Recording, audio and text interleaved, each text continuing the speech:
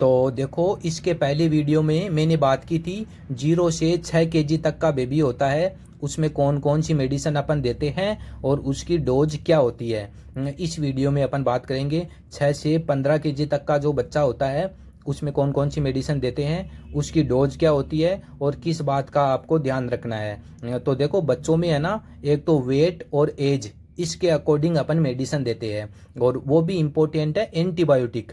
देखो, सिम्टोमेटिक होती है ना, जैसे पैरासीटामोल, ओंडेनसेट्रोन, डाइसाइक्लोमाइन, डोमपेरिडोन, ये तो ऊपर नीचे हो जाए तो कोई दिक्कत नहीं है, लेकिन एंटीबायोटिक की डोज इंपॉर्टेंट है। अगर आपने एंटीबायोटिक की जितनी डोज है उससे कम दे दी तो फिर पेशेंट ठीक ही नहीं होगा, है ना। तो एंटीबायोटिक की डोज इंपॉर्टेंट है, सिम्टोमेटिक है वो ऊपर नीचे हो जाए कोई दिक्कत नहीं है। तो देखो, इसमें बात करेंगे 6 से 15 kg तक का जो बच्चा होता है उसमें कौन कौन सी मेडिसिन दे सकते हैं और उसकी डोज क्या होती है ना।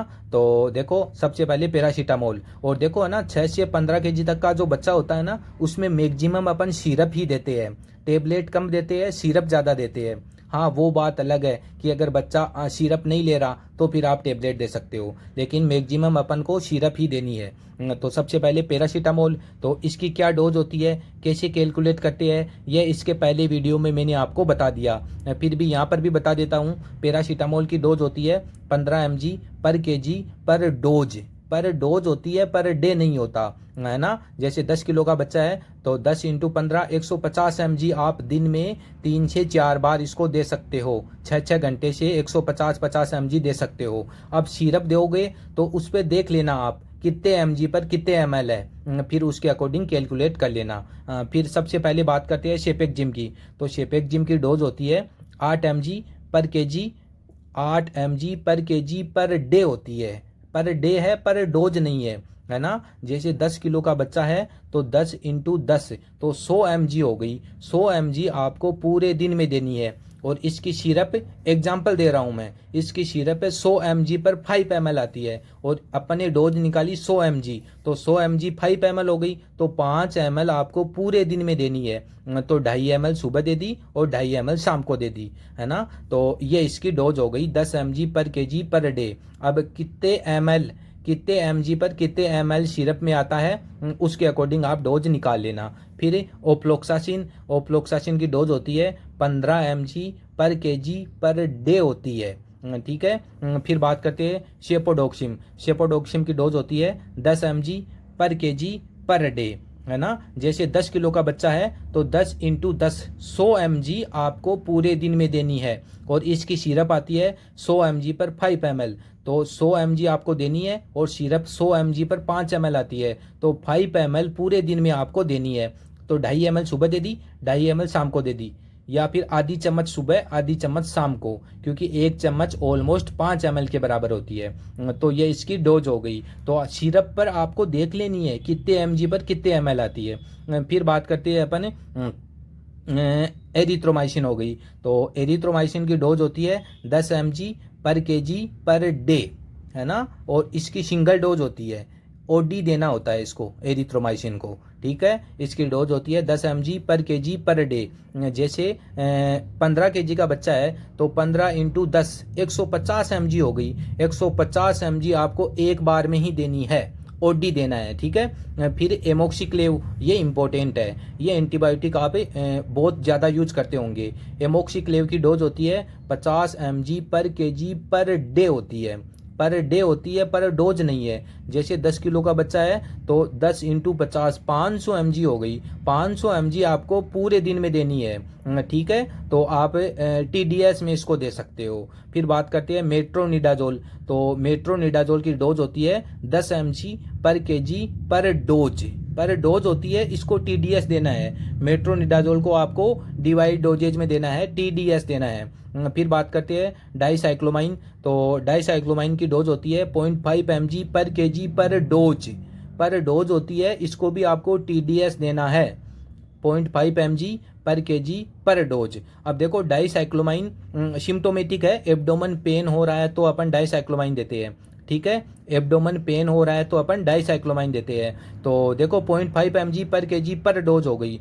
अगर आप ये डोज के अकॉर्डिंग दो तो ठीक है, अच्छी बात है। और अगर 6 से 15 kg का बच्चा है और आपको थोड़ी मुश्किल हो रही है, तो आपको क्या करना है, पेशेंट का जितना वेट है ना उसको 3 से डिवाइड कर देना है ना। पेशेंट का जितना वेट है उसको 3 से डिवाइड कर देना है और TDS कर देना है बस। ठीक है, जैसे पेशेंट का वेट है 10 kg, तो 10 से डिवाइडेड 3, तो 3 ml हो गया, तो 3 ml आपको TDS कर देना है। सुबह 3 ml, दोपहर 3 ml, शाम को 3 ml।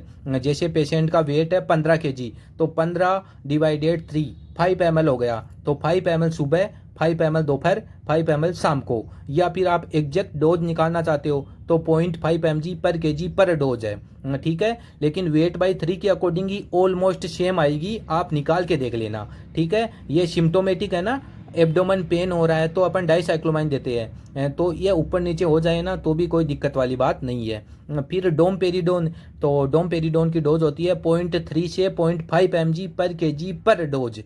ठीक है, और इसको भी आप वेट डिवाइडेड 3 कर सकते हो। जैसे 15 kg का बच्चा है तो 15 इंटू 15 डिवाइडेड 3 हो गया, तो 5 ml हो गया ना, तो 5 ml सुबह, 5 ml दोपहर, 5 ml शाम को दे सकते हो। लेकिन बच्चा 6 से 15 kg के बीच में होना चाहिए, है ना। इससे ऊपर नीचे है तो फिर आपको 0.3 से 0.5 mg करना पड़ेगा।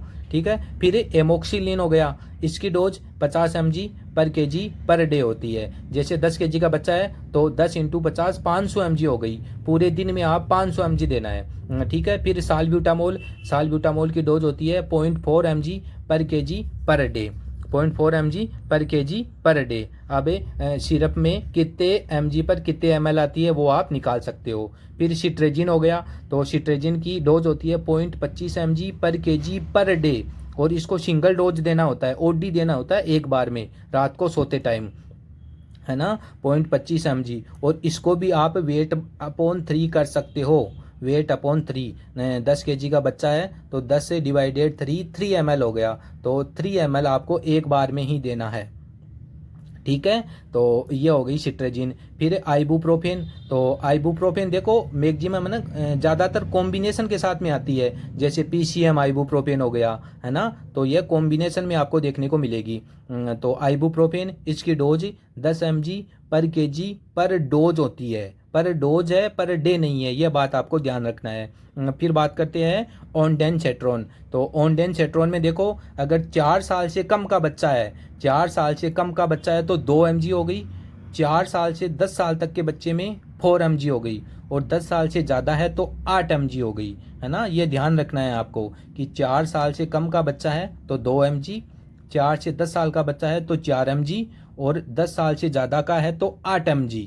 ठीक है, और ये नहीं करना चाहते तो आपको क्या करना है कि पेशेंट का जितना भी वेट होता है ना उसको डिवाइड कर दो 3 से, है ना। जैसे 10 kg का बच्चा है तो 10 से डिवाइडेड 3, तो 3 ml हो गया, तो 3 ml सुबह, 3 ml दोपहर, 3 ml शाम को। या फिर आप डोज निकालना चाहते हो तो 4 साल से कम का है तो 2 mg, 4 से 10 साल का है तो 4 mg, और 10 साल से ज़्यादा का है तो 8 mg। ठीक है, और अगर नहीं निकालना चाहते तो वेट अपॉन 3 कर दो, इससे भी एग्जैक्ट डोज आएगी आपकी, आप निकाल के देख लेना चाहिए। ठीक है, फिर बात करते हैं एल्बेंडाजोल, तो एल्बेंडाजोल में क्या है कि 2 साल से कम का बच्चा है तो 200 mg देना है, और 2 साल से ज़्यादा का बच्चा है तो 400 mg देना है, और इसकी सिंगल डोज देनी है, एक बार में ही देना है, ध्यान रखना।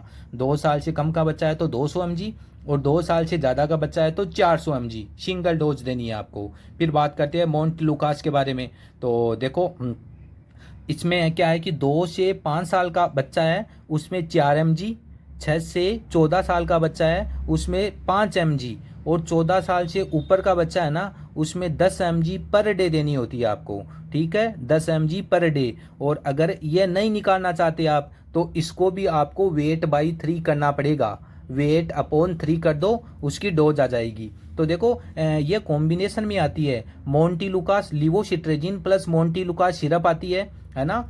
इसको कुछ नहीं करना आपको, सॉरी देखो, है ना, 2 से 5 साल का बच्चा है उसमें 4 mg, 6 से 10 साल का बच्चा है उसमें 5 mg, और 14 साल से ऊपर का है उसमें 10 mg पर डे देनी होती है। ठीक है, और अगर आप ये डोज नहीं निकालना चाहते तो सिरप आती है लिवोसिट्रेजिन प्लस मोंटेलुकास, उसको क्या करना है, वेट अपॉन 3 कर दो, वेट अपॉन 3 कर दो और ओडी करना है, ये ध्यान रखना है। ओडी रात को सोते टाइम देना है, क्योंकि इससे बच्चे को नींद ज़्यादा आती है, इसीलिए रात को सोते टाइम देना है ओडी।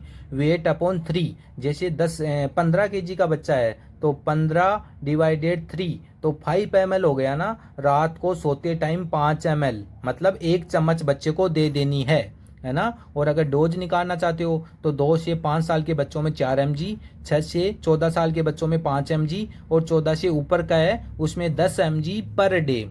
और या वैसे वेट अपॉन 3 कर दो, उससे भी एग्जैक्ट डोज आएगी, आप निकाल के देख लेना चाहिए, ठीक है। नेक्स्ट बात कर, ये हो गई मेडिसिन कि 6 से 15 केजी तक के बच्चों में कौन कौन सी मेडिसिन देते हैं अपन, है ना। अब देखो कुछ कुछ मेडिसिन होती है जो कॉम्बिनेशन में भी आती है, दो मिक्स में आती है, मिक्स साल्ट आते हैं, जैसे आइबुप्रोफेन पीसीएम हो गया, ओप्लोक्सासिन मेट्रोनिडाजोल हो गया, ओप्लोक्सासिन और निडाजोल हो गया, ये भी आती है। तो इनमें क्या करना है आपको कि दोनों में से कोई भी एक की डोज निकालो और उस डोज के अकॉर्डिंग उसकी मतलब मेडिसिन देनी है आपको, है ना। जैसे मैं दोनों में से एक निकाल लो डोज, जैसे आइबुप्रोफेन प्लस पीसीएम है तो पीसीएम की डोज आपको पता है 15 mg पर केजी पर डोज। अब उस सिरप में देख लो पैरासीटामोल कितने mg पर कितने ml है, वो डोज आप पेशेंट को दे दो, ठीक है। जैसे मैं बात करूं ओफ्लोक्सासिन मेट्रोनिडाजोल, तो आपको पता है दोनों में से एक डोज आप निकाल लो। जैसे मेट्रोनिडाजोल है, इसकी डोज होती है 10 mg पर केजी पर डोज होती है और इसको टीडीएस देना होता है।